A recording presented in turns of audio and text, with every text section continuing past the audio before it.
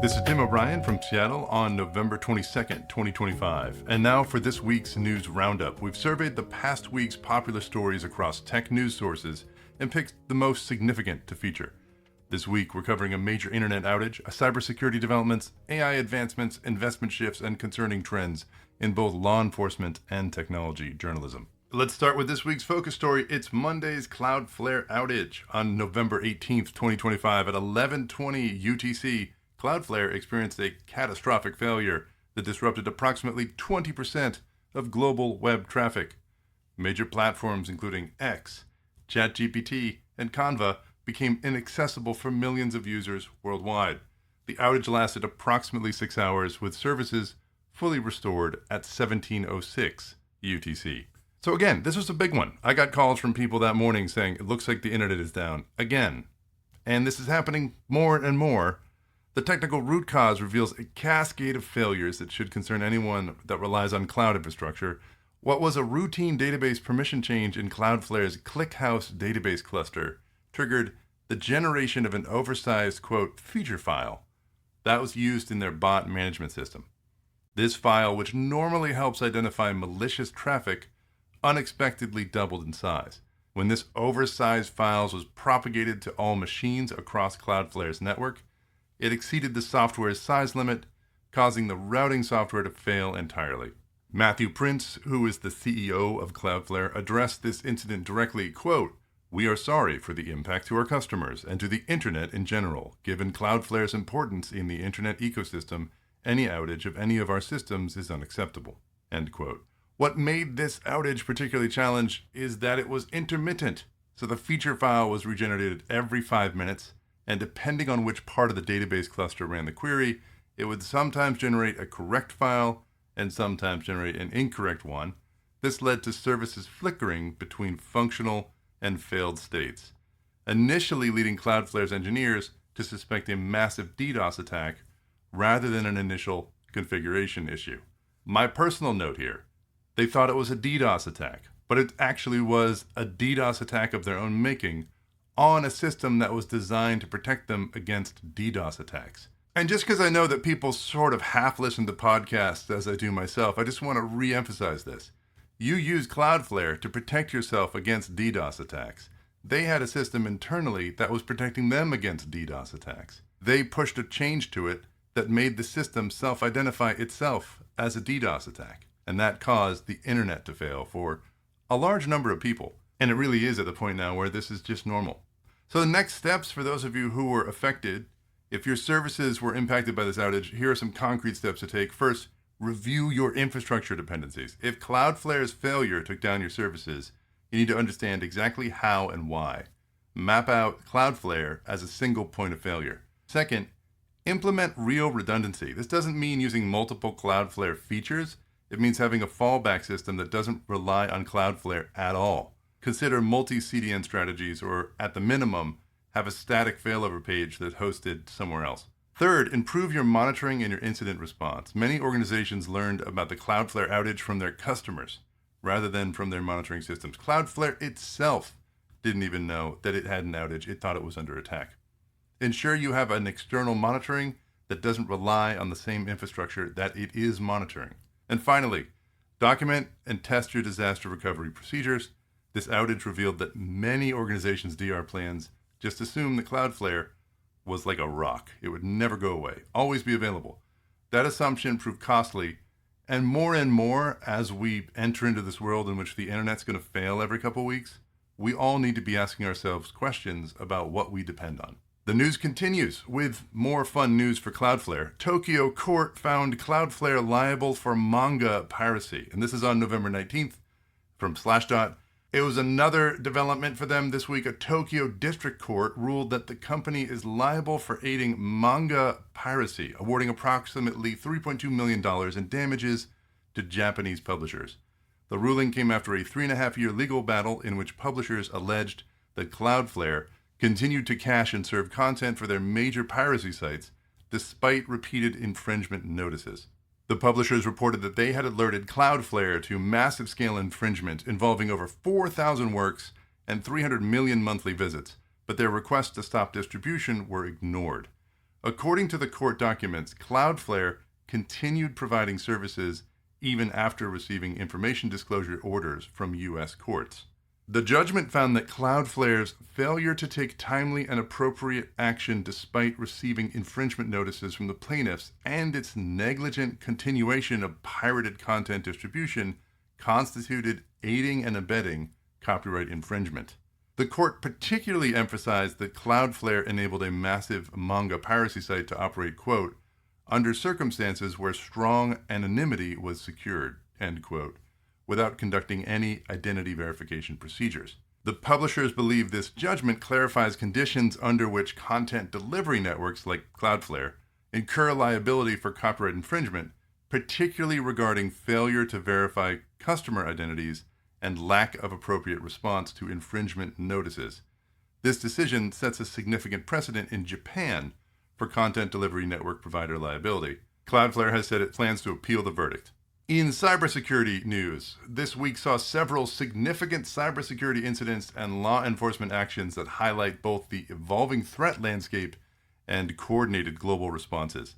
First is a really big story, and this was covered by AP News, Axios, Tom's Hardware. Anthropic also had a blog post about it. And this was November 13th and 14th. So it was a little bit before this week, but I want to cover it because I think it's important. Anthropic has said that it thwarted the first AI orchestrated cyber attack. And if you've been reading the news lately, there have been other AI orchestrated cyber attacks, but this one is big because they used Claude. If you use Claude, you know it's the thing you use to write code. There's models like Claude Sonnet, Claude Opus. I use Claude via Cursor, but a lot of people are using Claude.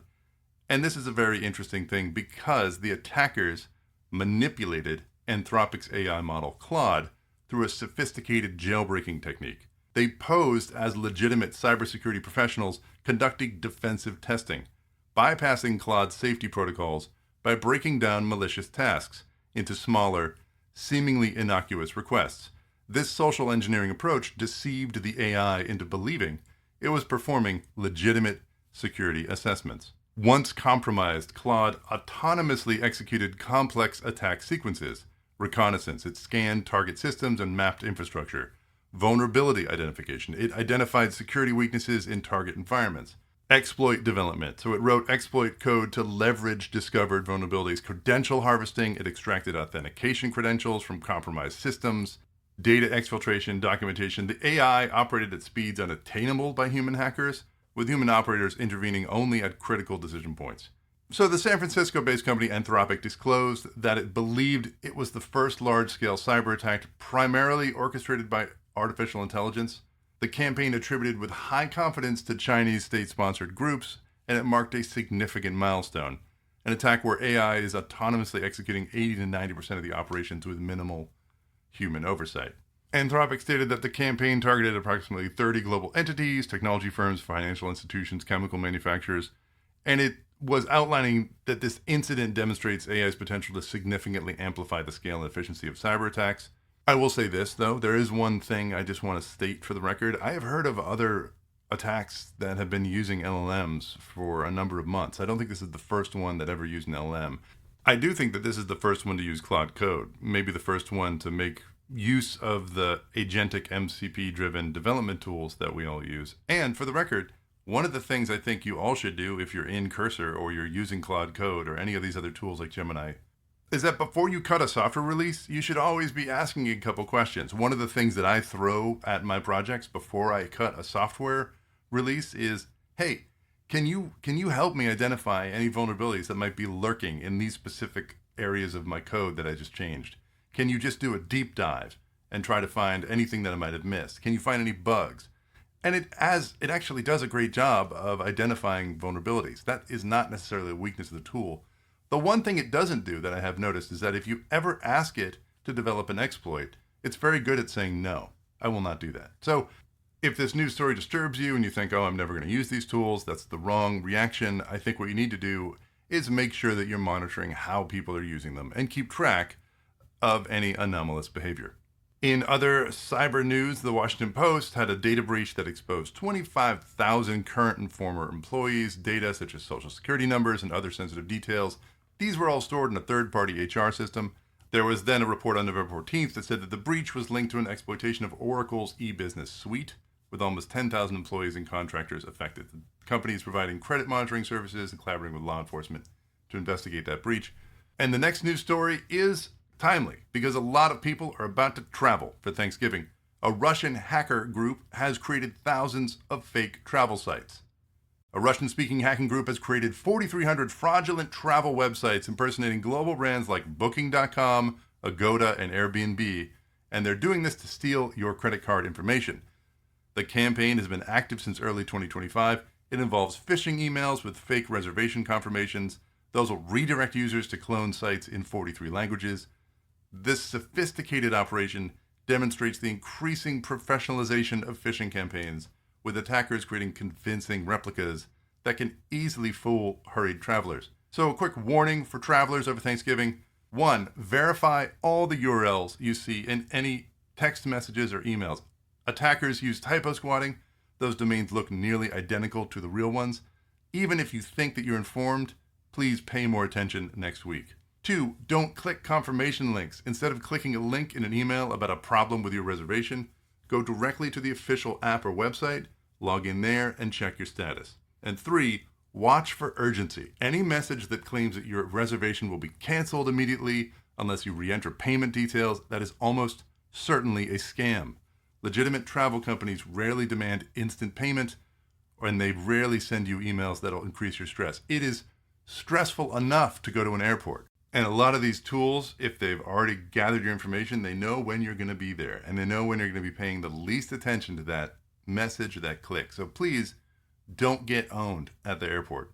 And our last cybersecurity story for the week is Amazon uncovers attacks that are exploiting Cisco vulnerabilities. This is on November 14th again. Amazon's security team uncovered cyber attacks targeting enterprise infrastructure through unpatched Cisco devices. Attackers exploited multiple vulnerabilities in Cisco software to gain unauthorized network access, install rootkits, and establish persistent control over compromised system. The campaign emphasizes the critical importance of timely patching and secure configuration for network appliances. In this week's programming news, only one story. Linus Torvalds had an interview at the Linux Foundation Open Source Summit in Seoul, and this was reported by the Register on November 18th. Linus provided insights into the evolving landscape of the Linux kernel development with particular emphasis on the integration of Rust and the impact of AI-assisted coding. You can read the full story at the Register, and I would encourage you to. One of the interesting quotes from Linus is, quote, "For almost the last 20 years, I've not been a programmer. I used to say that my job is often to say no," he explained, turning down new ideas that would be hard to maintain. But now he sometimes has to say yes to new things against opposition from long-standing maintainers who, quote, kind of get stuck in a rut, end quote. And I think what he's referring to is Rust. So he talks a little bit about Rust. He says that it's something that's finally ready and it's going to be part of the kernel. You can read more in that Register article. But the quote from him is, Rust is actually becoming a real part of the kernel instead of being this extremely experimental thing. And he says that this represents a major shift for the kernel. He also expressed some optimism but skepticism about vibe coding, a term, for the record, I hate. And he also expresses a bit of realism that I think is resonating with a lot of people who have used it. AI is just another tool, the same way compilers free people from writing assembly code by hand and increased productivity enormously, but didn't make programmers go away. So again, if you're out there wondering if your programming job is about to disappear forever, it appears that Linus disagrees. So he's looking forward to a time when AI is, quote, less hyped and more like the everyday reality that nobody talks constantly about. Again, for more about that Linus interview, go read the Register. We have one more programming story, and that's Google Gemini 3 was released. And this is in various news sources, probably too many to list. This was big news. Google unveiled Gemini 3 Pro, marking a significant advancement in multimodal AI capabilities. The model features a sparse mixture of experts, transformer-based architecture with native support for text, vision, audio, and video inputs, with a token context window of up to 1 million tokens and output capacity for 64,000 tokens. Gemini 3 Pro represents a substantial leap in processing capability.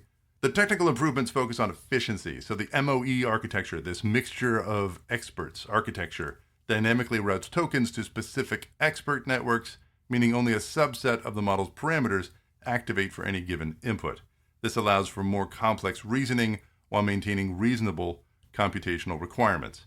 Industry reaction has been mixed. Many praise the model's enhanced multimodal capabilities and potential applications across diverse fields. And again, switching to my own commentary here, I've used it, I've been impressed by what it's done, but it takes a week or two for people to really understand what these new models do. There's a predictable, almost political timeline now when any major model is released. There's a lot of excitement. There's a lot of Medium posts and Substack posts that you wonder if people are being paid to write because they announced the new model as solving everything. Like world hunger will be ended by this new model. A lot of the AI ethicists and safety people claim that we're moving too fast. There's a lot of that happening with Gemini. There's a lot of that happening now. But really, give it a week. Give it a week or two. And it takes time to integrate these new models into all the new systems that people are using for people to really come back with a verdict like, this is awesome. My initial experience with Gemini 3 has been, this is pretty cool. It works. They also have released a IDE, switching back to the news mode now. Google released a new IDE called Anti-Gravity. And this is alongside Gemini 3. This is a new integrated development environment specifically designed for AI model development. The IDE features a real-time collaboration tool, integrated debugging for AI models, seamless deployment pipelines. Early access users report that Anti-Gravity significantly streamlines the AI development workflow, though some question whether we need yet another Google IDE when the company has had a history of abandoning developer tools. So, big week for Google. Check out Google Gemini 3. It's interesting. The other big news this week was investment shifts. So Peter Thiel exited NVIDIA, and then NVIDIA beat the street. So this is from November 19th and November 20th. Peter Thiel's complete divestment from NVIDIA sent ripples through the investment community following similar exits by SoftBank and other major institutional investors, raising serious questions about the AI market valuations and the potential bubble concerns. Financial analysts from multiple investment sites revealed a more nuanced story than simple profit-taking. Thiel's Founders Fund reportedly sold their entire NVIDIA position at prices between $180 and $185 per share, realizing gains of over 3,000% from their initial investment. However, internal sources suggest the decision was driven by concerns about market concentration and regulatory risks rather than doubts about AI's future. Goldman Sachs analyst Jennifer Wu noted, "We're seeing a rotation from hardware plays to software and services. The smart money isn't abandoning AI. They're repositioning for the next phase where application and implementation matter more than raw compute." Then, on November 19th, NVIDIA posted results that appear to vindicate the AI investment thesis, at least in the near term. The company reported sales growth of 62% year over year to $57 billion in the October quarter, ahead of Wall Street's projected $54.9 billion. Profits reached $31.9 billion, up 65%. The company also posted stronger than expected guidance of around $65 billion for the fourth quarter. Jensen Huang, quote, "Blackwell sales are off the charts and cloud GPUs are sold out." NVIDIA's stock jumped 3.4% in after-hours trading following the report, and shares of Meta, Microsoft, Amazon, and Google also rose, underscoring the chipmakers' impact on the wider market. Thomas Monteiro, senior analyst at investing.com, commented, "This answers a lot of questions about the state of the AI revolution, and the verdict is simple. It is nowhere near its peak, neither from the market demand nor the production supply chain sides for the foreseeable future." At the heart of the recent bubble concerns are circular funding deals between NVIDIA and AI companies, such as a $100 billion investment in OpenAI in exchange for chip purchases announced in September. However, tech giants including Meta, Microsoft, Amazon, and Google have all indicated in their recent earnings reports that they plan to continue hiking their AI infrastructure spending, suggesting sustained demand for NVIDIA's products. Okay, so in other technology news, more than 60 police departments across the United States and Canada have now deployed Boston Dynamics Spot robot dogs in active operations. The Massachusetts State Police, which operates 2 units, purchased in 2020 and 2022 at approximately $250,000 apiece, has used them in bomb disposal, armed standoffs, and hazardous material incidents. The deployment statistics are striking. These units have been involved in over 400 operations nationwide, with uses ranging from building searches to crowd monitoring. What's particularly concerning is the rapid normalization of military-grade robotics in civilian law enforcement without corresponding policy frameworks or public debate. Civil liberties groups have raised urgent concerns. The Electronic Frontier Foundation's latest report documents how these deployments often occur without public notification or oversight. There's currently no federal framework governing the use of robotic law enforcement tools, and only 3 states have any regulations about it. The technology itself continues to evolve. Boston Dynamics has developed law enforcement-specific packages, including thermal cameras, gas sensors, and two-way communication systems. Some departments are testing units equipped with less lethal weapon systems, though Boston Dynamics officially prohibits weaponization of their robots. All right, the future's arriving faster than many of us want it to. Let's move on to networking controversy. In a follow-up to the story from last week about TP-Link security concerns raised by U.S. regulators, Netgear has been accused by a competitor of deliberately stoking anti-China sentiment to gain market advantage. Internal communications leaked to the press suggest Netgear's marketing department developed a campaign specifically designed to amplify security fears about Chinese manufactured networking equipment. The accusations center on this Netgear marketing presentation that outlines strategies to leverage geopolitical tensions and emphasize country of origin concerns when competing against TP-Link and other Chinese manufacturers.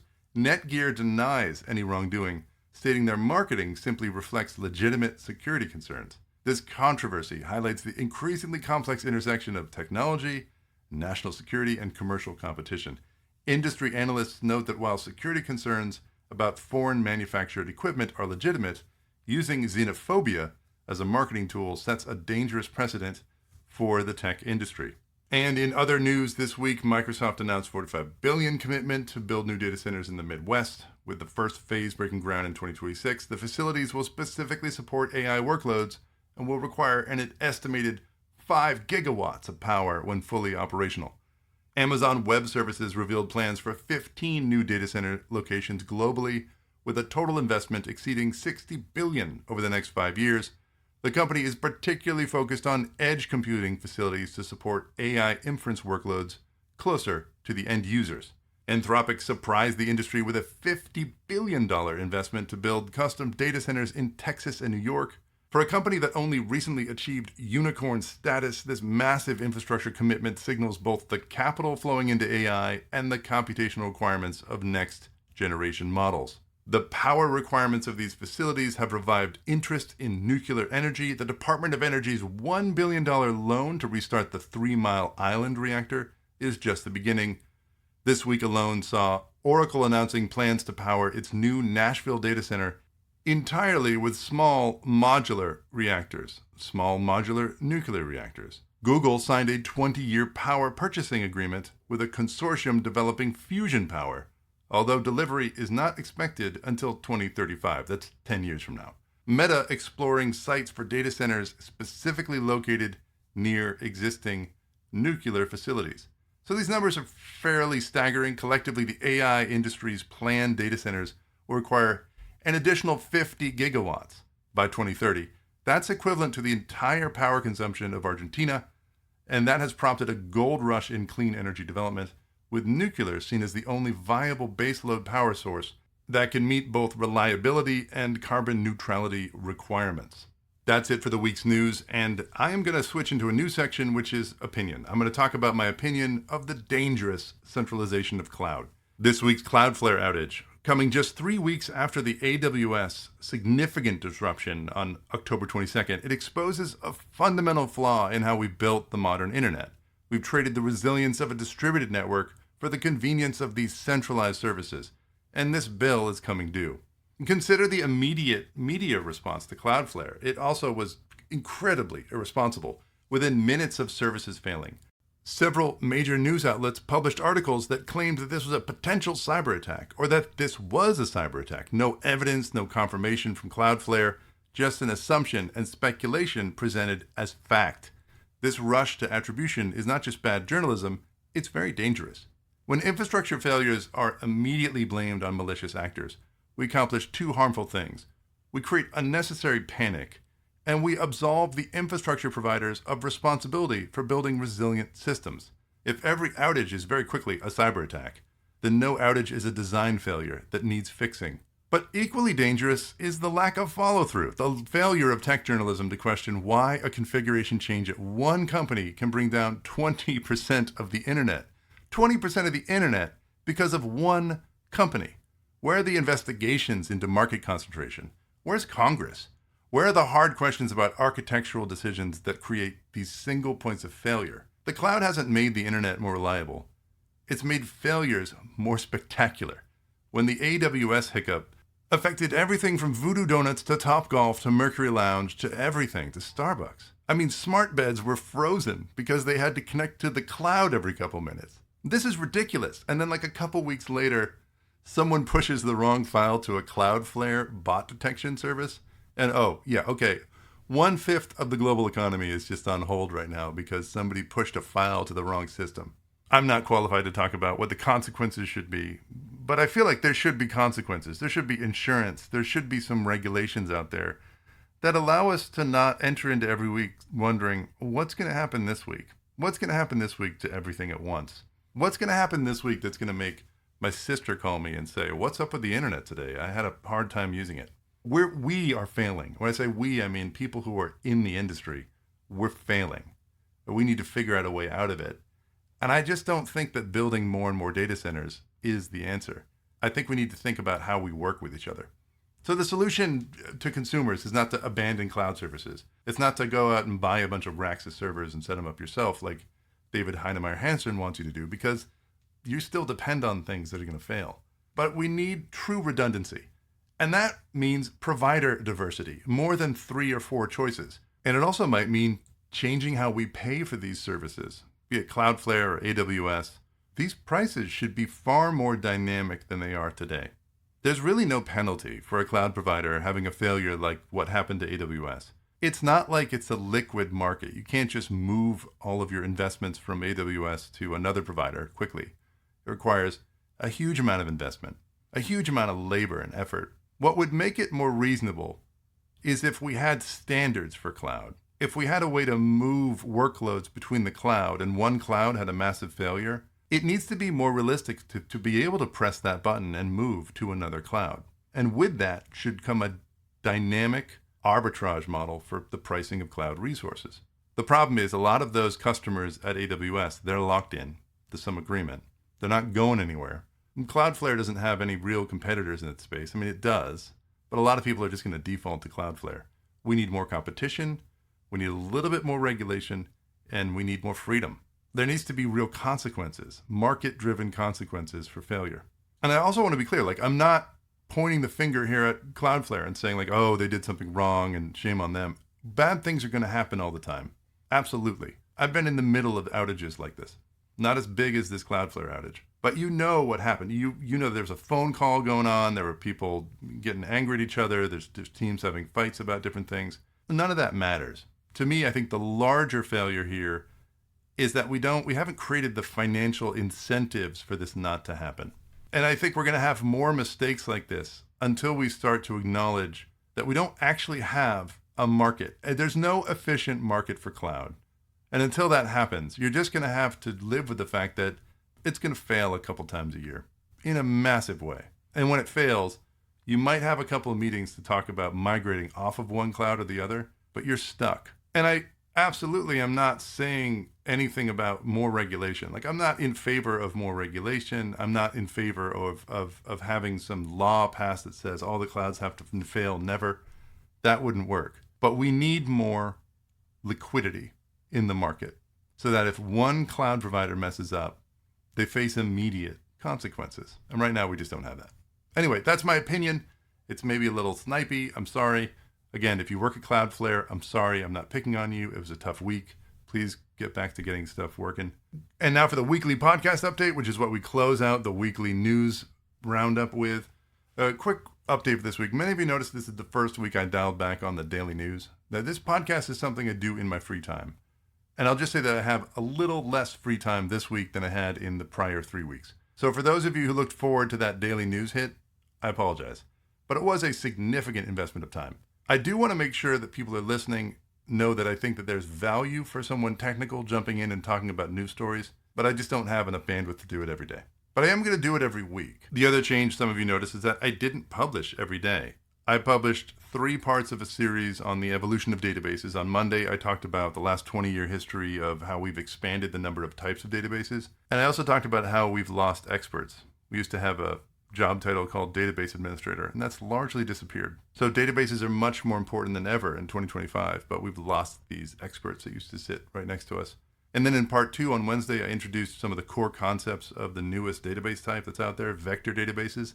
In the process of doing that, I'm hoping to get people excited about what vector text embeddings are and what they actually do for us. In that episode, I call Thomas Jefferson and Snoop Dogg nearest neighbors. Listen to it if you want to understand what I meant. In part 3, I run through a mostly technical review of options in the vector database space. I'd encourage you to listen to these 3 episodes. The last one is fairly technical. The middle one is interesting if you're not technical. And I hope that separating the news from the feature stories makes this content a bit more long-lived.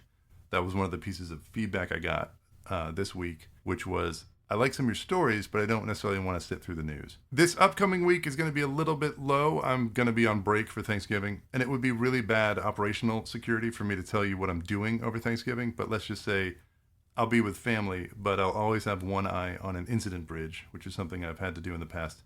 Like many people in technology, we enjoy the holidays, but we are also on call, right? Because think about the AWS outage, think about the Cloudflare outage. A lot of us have visibility into some of these outages, and you always just have to be ready. If you're in the US, enjoy the holiday, and do keep an eye on any alerts for downtime.